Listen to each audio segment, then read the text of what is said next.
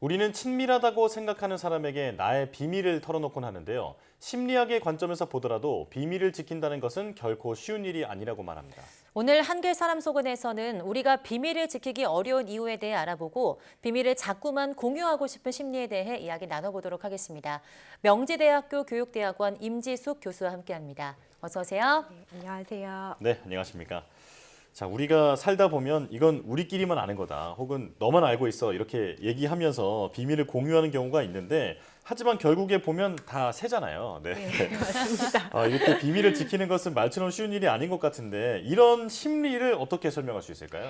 네, 벤자민 프랭클린은 두 사람이 죽으면 세 사람이 비밀을 지킬 수 있다. 라고 말했습니다. 즉 비밀을 지킨다는 것이 그만큼 어렵다는 뜻일 텐데요. 네. 사실 비밀을 지키기 어려운 것은 인지적, 정서적인 이유들이 있습니다. 우선 에고 부스트, 즉 자아가 고양되는 경험 때문에 비밀을 지키는 것이 어려운데요. 모르는 것을 알게 되었을 때의 스릴과 흥분은 중독성이 있어서 비밀을 공개할 때 상대방이 놀라움을 표현하는 순간에 우리는 스릴과 흥분을 만끽하게 됩니다. 예. 좋은 소식이든 나쁜 소식이든 새로운 이야기의 전달자일 때 그것은 자존심을 매우 고양시키는 일이 되어서 사기가 올라가고 나 자신이 뭔가 중요한 사람이 된 것 같은 기분을 느낄 수 있게 도와주기 때문에 비밀을 이야기하는 것은 상당히 유혹적입니다. 예. 네, 또한 사고 억제의 역설적 효과로도 설명할 수 있는데요. 제가 지금부터 절대 머릿속으로 북극곰을 떠올리지 마세요 라고 말씀드리면 어떠세요? 말을 들으면서 바로 그 순간에 머릿속에 하얀 북극곰이 떠오르실 겁니다. 맞아요. 네네. 즉 우리 인간은 공유하지 말라는 이야기를 강조하여 들으면 더욱 공유하고 싶은 강박적이고 불안한 충동이 자극되는 존재예요. 그래서 비밀을 말하지 말아야지 생각할수록 비밀에 몰입하게 되고 네. 더욱 입 밖으로 내고 싶게 그런 충동에 시달리게 되기가 쉽습니다. 네, 지금도 북극곰만 떠오르는 것 같은데요. 역설적이게도 이제 비밀이 그러면 강조할수록 사실은 우리가 굉장히 지키기 어려운 게 되는 거군요. 네, 맞습니다. 또한 우리 뇌는 많은 일들을 저장하고 기억도 해야 하고 삶 속에서 부딪히는 문제들도 해결을 해야 하기 때문에 늘 바쁘거든요. 네. 그런데 비밀을 알고 있지 않은 사람과 이야기할 때는 비밀을 누설하지 않아야 한다는 것에 매번 의식적인 에너지를 쏟아야 해요. 네. 즉 의식의 흐름대로 물 흐르듯이 편하게 이야기를 할 수 없고 비밀이라는 장애물에 부딪혀서 에너지를 쏟아서 비밀을 유지해야 하기 때문에 뇌의 인지 처리 과정에 부담을 주게 됩니다. 기본적으로 이런 인지적 에너지를 계속 쓰는 것이 부담스럽기 때문에 비밀을 유지하는 것이 어렵기도 해요. 제가 전공한 심리 상담은 내담자의 이야기에 대한 비밀 보장이 첫 번째 원칙이기 때문에 늘 여기에 에너지를 굉장히 많이 쓰고 혹시라도 실수하지 않도록 늘 주의를 기울입니다. 이런 의식적 노력을 놓치지 않아야만 비밀을 잘 유지할 수 있거든요. 네. 그런데 의지력이나 신뢰만으로는 비밀을 지키기가 쉽지 않을 것 같은데 이렇게 비밀을 사람들이 못 지키게 되는 이유는 뭘까요? 네. 예, 비밀을 갖는 것이 스스로에게 수치심이나 죄책감, 걱정 같은 부정적인 정서를 느끼게 할 수 있고요. 네. 비밀을 지키기 위해서 고립되는 상황을 초래하기도 합니다. 그래서 스스로 진정성 없는 사람이라고 느끼게 할 수도 있고요. 또 5천 명 이상의 사람들로부터 수집한 콜롬비아 대학교 슬래피안 교수팀의 연구 결과에 의하면 어느 한 시점을 잡아서 물었을 때 약 97%의 사람들이 어떤 순간이든 적어도 하나의 비밀은 가지고 있고요. 평균적으로 13개의 비밀을 가지고 있다고 합니다. 비밀의 내용은 주로 관계 문제나 부정행위, 타인의 신뢰를 저버린 것 등과 관련되는 것이 많은 것으로 나타났는데요. 비밀에 대해 계속 반추하면 웰빙의 수준이 낮아지고 신체적 건강까지도 악화하기 때문에 이러한 관점에서 본다면 사실 비밀을 털어놓는 것이 유익합니다. 단순히 카타르시스와 안도감을 느끼는 것에서 그치지 않고 필요한 정서적 지원이나 유용한 도움이 되는 조언을 받을 수도 있기 때문에 비밀에 대해 반추하는 일이 줄어들고 웰빙이 향상될 수 있거든요. 네. 그렇군요. 들어보면 누군가 비밀을 나누는 것이 도움이 될 수도 있는 것 같은데 우리는 점점 그래도 비밀을 유지하는 것이 굉장히 어려워지거든요. 이런 이유가 뭐가 있을까요? 네.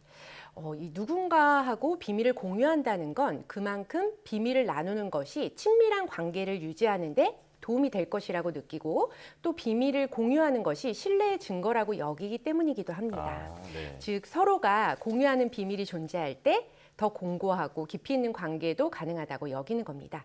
비밀은 보통 베스트 프렌드와 나누게 되잖아요. 그렇죠. 예, 그래서 비밀을 만들자는 쪽보다는 누구와 비밀을 나눌 수 있을지를 신중하게 고려하는 쪽에 방점을 두게 됩니다.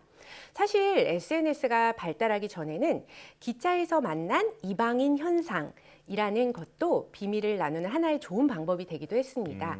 즉 낯선 장소에서 서로 의지하기도 하고 많은 이야기를 주고받으면서 속 깊은 이야기를 나누지만 나에 대한 정보도 별로 없고 또 다시 만날 가능성도 거의 없기 때문에 오히려 비밀을 나눌 수 있는 거죠. 하지만 고도로 네트워크가 발달한 지금은 이러한 이방인 현상을 기대하기가 쉽지 않습니다. 그렇군요. 자, 이렇게 비밀 누설을 참는 것이 어려운 것이 이제 사람의 자연스러운 심리라고 봤을 때는 누군가 비밀을 공유하긴 해야 할 것 같은데 그렇다면 비밀을 공유해도 좋을지의 어떤 그 기준이 있을까요? 네, 이 조금 더 복잡한 기준을 말씀드리기 전에 남자 혹은 여자 중에서 누가 더 비밀을 잘 유지하는가라는 질문에 대해 여러분 어떻게 생각하세요? 글쎄요. 왠지 남자가 더 잘 지킬 것 같아요. 네, 통념상 그럴 것 같은데. 네, 맞습니다. 그런 사회적 통념이 있는데요. 2009년 영국에서 18세에서 65세 사이에 3,000명 이상의 여성을 대상으로 한 연구에서 47시간 이상 비밀을 지키기는 어렵다라는 결과가 나왔습니다. 네, 83%의 여성이 자신은 완전히 신뢰할 수 있는 사람이라고 답변했지만 결과는 전혀 그렇지 못했죠. 그러나 2014년에 영국에서 2,000명을 대상으로 한 또 다른 연구에서는요. 여성이 비밀을 더 쉽게 털어놓을 것이라는 예상과 달리 남성들이 평균 2시간 47분, 여성들이 평균 3시간 반 정도 비밀을 지킨 것으로 나타났습니다. 네, 물론 그 차이는 40여 분에 불과했지만 편견을 뒤집는 결과였습니다. 그렇네요. 네, 이 연구에서 역시 놀랍게도 92%의 남성들이 스스로를 비밀을 잘 지키는 사람들이라고 답했고요. 즉 우리는 남녀를 떠나 스스로는 비밀을 잘 지키는 사람이라고 대부분 생각하지만 사실은 그렇지 못한 존재라는 것을 기본적으로는 인정하는 것이 오히려 더 안전할 수 있습니다. 네. 그 여자가 비밀을 더 잘 지킨다고 나왔지만 그래도 3시간 정도라는 게 굉장히 전 더 놀라웠는데요. 만약 제가 비밀을 공유해야 한다면 어떤 성향의 사람에게 비밀을 공유하는 게 좋을까요? 네.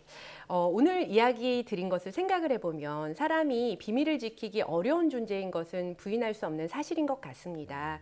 그러나 비밀을 나눌 수 있는 선구안을 가진다면 불가능한 것만은 아닌데요. 개인차가 있을 수 있지만 2018년에 앞서 말씀드렸던 슬래피안 교수가 퀸즐랜드 대학의 컬비 교수하고 함께 한 연구를 살펴보면요. 사람들이 비밀을 공개하는 사람들은 공감, 배려와 함께 단호함이라는 요인을 갖춘 사람들이었어요. 예, 사람들은 공손함이 매우 중요할 것이라고 예측했지만 실제로는 사회적 규칙과 규범을 존중하고 공손한 사람에게 비밀을 털어놓지는 않았습니다.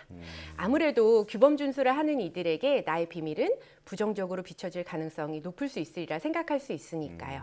또 열정적인 사람들에게도 충분히 진지하지 않을 것이다 라고 생각해서 비밀을 이야기하지 않았습니다. 단호함이 주요한 요인인 것은 신뢰와 관련이 있었는데요.